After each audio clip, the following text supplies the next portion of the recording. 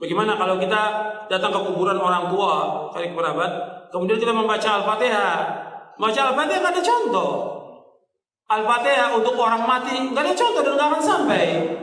Imam Syafi'i mengatakan demikian. Sebagaimana dikatakan oleh Al-Hafidz Ibnu Katsir ketika menafsirkan ayat dalam surah An-Najm ayat 39, wa an laisa lil insani illa ma sa'a. Seseorang tidak akan mendapatkan apa yang diusahakan.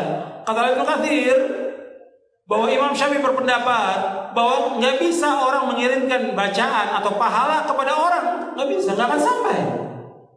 Masalah ibadah kembali kepada masing-masing orang. Jadi Al-Fatihah nggak sampai. Begitu juga yang lainnya, bacaan Al-Quran. Kadang-kadang orang sudah meninggal dibacakan Quran. Orang disuruh membaca Al-Quran di mana? Di rumah. Terutama surah Al-Baqarah, di masjid baca Al-Quran, bukan di kuburan. Al-Quran ini diturunkan oleh Allah untuk ancaman kepada siapa? Orang hidup, orang mati. Di surah Yasin ayat 70 Allah berfirman, liyunzira man kana hayyan wa yahiqqal qawlu 'alal kafirin. Bahwa Al-Quran diturunkan Allah untuk mengancam orang yang hidup, hayyan, orang yang hidup, bukan orang mati. Kok orang mati dibacakan Quran? Manfaatnya apa? Enggak ada manfaatnya. Disuruh kita baca Al-Quran di rumah kita. Kata Nabi, la taj'alu buyutakum maqabira inna syaitana yanfiru minal baiti alladhi tuqra'u fi suratul Baqarah. Jangan kamu jadikan rumah kamu seperti kuburan. Sesungguhnya syaitan lari dari rumah yang membacakan surah Al-Baqarah. Enggak ada para sahabat membacakan Quran di kuburan, enggak ada. Kemudian juga mengirimkan Al-Fatihah kepada Nabi juga enggak ada. Ini kan banyak orang setiap hari dari majelis ila hadratin Nabi Al-Fatihah. Dari mana dalilnya? Dari mana dalilnya? Dari mana? Yang disuruh kita membanyakan apa? Sholawat kepada Nabi, bukan baca Al-Fatihah. Kenapa enggak Al-Baqarah? Kenapa enggak Ali Imran? Kenapa enggak An-Nisa? Kenapa enggak Al-Maidah? Kok Al-Fatihah? Enggak ada dalilnya. Di Quran maupun di hadis Nabi yang sahih, enggak ada para sahabat kumpul, ayo kita baca Al-Fatihah untuk Nabi. Enggak pernah ada. Enggak ada seluruh riwayat yang demikian dan enggak akan sampai. Perhatikan, yang Nabi mau kepada umatnya apa? Ittiba, mengikuti beliau, bukan mengirimkan Al-Fatihah. Nabi sudah tempatnya di sorga yang paling tinggi. Nabi itu Firdaus al-A'la yang paling tinggi. Yang pertama kali membuka pintu sorga siapa? Rasulullah SAW. Kita kayak banyak amalan aja mengirimkan Fatihah ke Rasulullah. Membahas bahwa Nabi Muhammad tak pernah menganjurkan untuk mengirim Al-Fatihah untuk orang yang sudah meninggal. Apakah betul Pak Ustaz? Apakah ada hadisnya? Kalau ada orang meninggal dunia, hadis pertama, kalau ada orang meninggal dunia, asri'u lahu, cepat-cepatlah kuburkan. Jangan jenazahnya tahan lama-lama. Saya sampaikan sudah ke istri saya, kalau aku mati cepat-cepat kuburkan. Mati maghrib, ba'da isya kuburkan. Bagaimana makam malam? Abu Bakar Siddiq meninggal dimakamkan malam. Tempat kita banyak lampu. Tak ada menggali, carikan ekskavator. Jangan tunggu sampai besok. Sudah saya sampaikan itu. Ini meninggal sore, ditunggulah sampai besok. Kenapa belum jadi kuburkan? Tunggu zuhur. Habis zuhur, anak pula delay pesawat Lion Air 3 jam dari Surabaya. Sampai jam 5 sore, kata sambutan dari RT, RW, tokoh masyarakat, nenek mama, orang Sumando, sadonyo. Panjang cerita. Kalau bolehlah jenazah itu di dalam ngokok. Capek dah. Betul juga. Tak sabar mau ikut ruang interview ujian dia. Nah, cepat-cepat. Setelah kalian kuburkan cepat-cepat, bacakanlah pada bagian kepalanya Al-Fatihah. Pada bagian kakinya ujung surat Al-Baqarah, lillahi ma fis samawati wa ma fil ard. Dalil pertama. Terima kasih Pak. Ini kalau ada air ini makin lama sih biasanya. Dalil kedua, kata Abdullah bin Umar bin Khattab, anak Umar bin Khattab, dalam kitab Ar-Ruh, murid Imam Ibnu Taimiyah punya murid namanya Imam Ibnu Qayyim Al-Jauziyah, nama kitabnya Ar-Ruh. Kalau nanti aku mati tolong bacakan pangkal surat Al-Baqarah sampai wa ulaika humul muflihun, dan bacakan ujung surat Al-Baqarah lillahi ma fis samawati wa ma fil ard. Dalil yang kedua. Maka berdasarkan dalil ini, kata mazhab Syafi'i dalam kitab Al-Majmu' Syarah Muhadzab disebut oleh Imam An-Nawawi, wa in khatimul Qur'an, seelok-eloknya bacalah sekhatam Quran. Kalau tak sanggup sekhatam Quran, bacalah hatinya Al-Quran, qalbul Quran, Yasin wal Qur'anil Hakim, innaka laminal mursalin. Kenapa Pak Imam menangis? Belum dibayar hutang. Nah, tak sanggup membaca Yasin terlalu panjang, Ummul Quran Al-Fatihah untuk almarhum Ustaz Abdul Somad. Al-Fatihah. Sampai tak aku Pak Ustaz? Sampailah. Dalil sudah saya bacakan. Udah itu tanya juga. Sampai tak Pak Ustaz? Nah, coba bacakan. Balik lagi nak? Berarti sampai. Dibacakan dalil tak percaya. Dibacakan logika tak percaya. Tak juga dia percaya, saya tak percaya. Siapa nama lengkap? Nanti kalau kau mati, kubacakan Al-Fatihah. Teman-teman sekalian yang dimuliakan Allah Subhanahu wa taala, ziarah itu artinya kunjungan. Ziarah. Jadi saya menziarahi antum, berarti saya mengunjungi antum. Mau kemana Ustaz Adi? Mau ziarah. Mana? Ke Pak Lutfi. Pak Lutfi di mana? Di Lampung. Kan Pak Lutfi masih hidup. Ziarah itu bukan mengunjungi orang yang wafat saja. Ziarah itu bisa diartikan mengunjungi orang yang masih hidup. Bisa. Jadi ziarah artinya kunjungan. Kunjungan. Baik ya? Nah sekarang, bolehkah kita mengunjungi orang yang sudah wafat? Boleh. Apa yang dikunjunginya? Kuburnya. Makanya ada istilah ziarah kubur. Mengunjungi orang yang wafat dalam kuburnya. Apa yang dilakukan? Mendoakan mereka. Jadi Nabi bahkan mengatakan, silakan. Lihat-lihat. Kuntu nahaitukum an ziyaratil kuburi fal'ana fazuruha. Itu dalilnya. Dulu saya pernah larang Anda untuk ziarah kubur. Dulu itu saat iman lemah. Ada kebiasaan di jahiliyah, kalau ada orang meninggal, itu mereka meratap-ratap untuk menunjukkan bahwa orang ini orang baik.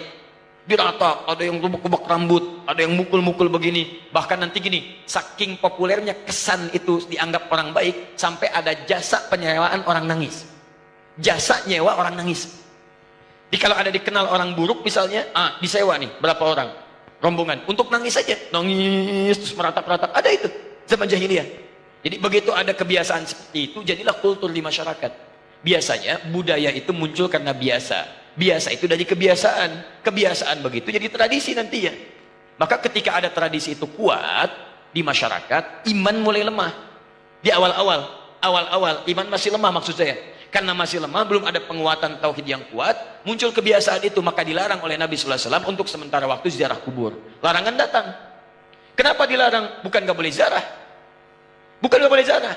Larangannya karena dikhawatirkan ketika ada yang meninggal, tradisi tadi lebih kuat daripada awal-awal keislaman, muncullah seperti itu. Sehingga maaf, iman yang seharusnya muncul teman-teman sekalian, itu terhenti, terbatasi oleh nilai-nilai tradisi yang tadi. Maka setelah imannya kuat, paham bisa membedakan, mana doa, mana diskusi, mana ceramah, mana ngobrol, ya kan? Mana kemudian teman-teman sekalian bisa mendoakan dengan baik, mana yang bisa meningkatkan iman, mana yang bisa mengurangi iman. Dari situlah kemudian, ini yang paling menarik, muncullah sabda Nabi, kuntu nahaitukum an ziyaratil kuburi. Dulu saya larang kalian ziarah kubur karena dikhawatirkan kalian meratap, minta-minta pada yang tidak baik. Fal'ana fazuruha. Sekarang ziarahi. Di ziarah kubur itu hukumnya boleh. Sekarang antum katakan, saya ingin ziarah Wali Songo. Boleh. Apa yang dilakukan saat ziarah itu? Turunkan lagi hadis-hadis nabinya. Doakan mereka. Apa doanya? Salam dulu. Assalamualaikum ya ahlad diyar. Minal mu'minina wal mu'minat. Wal muslimina wal muslimat. Wa nahnu insya'allahu bikumul lahiqun. Ziarah. Bahkan antum kepada Nabi ke Madinah, ziarah. Begitu setelah selesai salat Raudhah, antum lewat Babu Salam, lewat itu kan ziarah. Assalamualaikum ya Rasulullah. Assalamualaikum ya Abu Bakrin. Assalamualaikum ya Umar radhiyallahu taala anhuma. Antum ke Baqi ziarah. Assalamualaikum ya ashaban Nabi sallallahu alaihi wasallam. Assalamualaikum ya ahlad diyar. Minal mu'minina wal muslimin wal mu'minat wal muslimina wal muslimat wa nahnu insyaallahu bikumul lahiqun. Datang ke Wali Songo, ziarah. Apa darahnya? Sampaikan salam. Salamnya yang tadi. Setelah itu apa? Itu sunnah Nabi, berdoa. Allahumma ighfir lahum warhamhum wa'afihim wa'fu anhum wa akrim nuzulahum wasi' madkhalahum wa naqqihim minal khataaya kama yunaqqa thawbul abyadu minad danas. Doakan mereka. Ya Allah, alirkan pahala pada mereka. Ya Allah, berikan kemuliaan pada mereka yang telah membawa risalah dakwah ke Nusantara. Ya Allah, muliakan keluarganya. Ya Allah, berikan kekuatan ya Allah kepada keluarganya dalam keadaan yang terbaik. Selesai, itulah ziarah kubur. Lalu sampaikan, ya Allah, kami pun sadar kami kapanpun akan diwafatkan. Maka wafatkan kami ya Allah seperti Engkau wafatkan mereka dalam keadaan yang terbaik. Sudah. Makanya kata Nabi, cara terbaik meningkatkan iman, mengunjungi, berziarah atau ingat pada kematian. Sering lewat alam kubur mengingatkan kita mendekatkan diri pada Allah Subhanahu wa taala. Yang tidak boleh, maaf, minta-minta di kuburan. Pegang nisan, kan? Pak, tolong, Pak, cucu saya mau lahiran, tolong. Makanya saya datang ke sini. Antum ngapain datang di situ? Yang di situ saja nggak bisa keluar. Antum itu kayak yang di situ. Nah, itu yang tidak tepat. Jadi yang dilarang itu minta-minta pada yang tidak dibenarkan. Kalau zarahnya nggak ada masalah. Lalu bagaimana kemudian menyikapi yang seperti ini? Antum bikin zarah.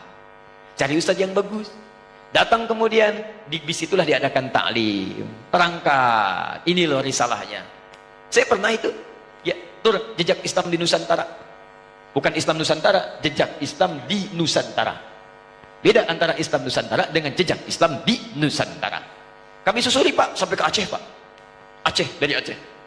Kami kunjungi makam Syekh Abdul Rauf As-Singkili. Datang. Itu saya terangkan taklim dulu. Syekh Abdul Rauf itu masuknya ke Aceh seperti ini. Kemudian menyampaikan begini, risalah Islamnya begini. Setelah itu kita datang, mana buktinya beliau ada, kita kunjungi. Sampai ke tempat makamnya, dari hanya kuburannya. Masuk ke situ kita berdoa, saya pimpin doanya. Begini cara berdoanya, sampaikan begini, begini, begini. Sudah, ayo kita pulang.